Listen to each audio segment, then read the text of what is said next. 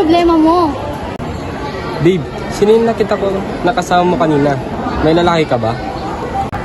Wala, alam mo naman na ikaw lang yung mahal ko. Tsaka, hindi ko naman magagawa yun. Sige, patunayan mo nga. Ibigay mo yung password mo at messenger account mo sa akin para makita ko yung mga kausap mo. Babe, huwag naman ganyan. Hindi mo na ako mahal.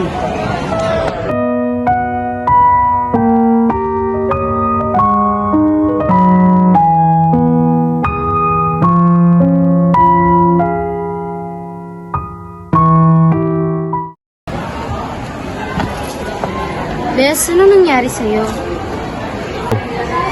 Nag-away kasi kami kanina, tapos gusto niyang kunin yung password at account ko. Na huwag mong ibibigay dahil maaari niya yung gamitin laban sa'yo. Tulad ng pang-blackmail at pagkuha ng private information. Don't post or share your future vacations or current location online.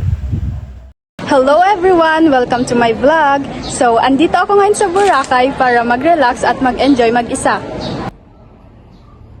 Mamaya, mag-i-stay ako sa Soju Hotel and yung room number ko is 3rd floor, number 169. Bye!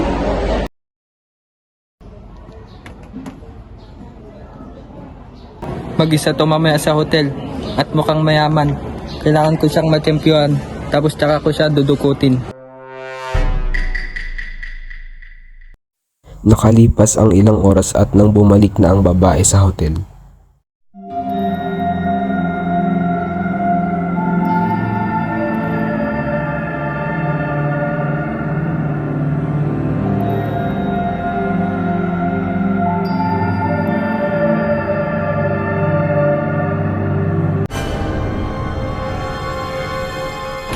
Huwag ka magulo. Papatayin kita.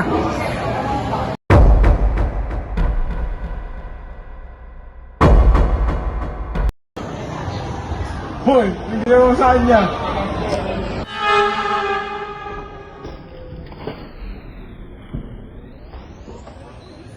Tatakas siya. Miss, okay ka lang ba? Opo kuya. Salamat dumating ka. Mukhang isa yon sa mga stalker ko kasi nag-live ako kanina. Dapat next time mag-ingat ka na. At wag ka basta-basta magpo-post sa social media ng anong balak mong gawin at puntahan. Don't easily trust strangers online.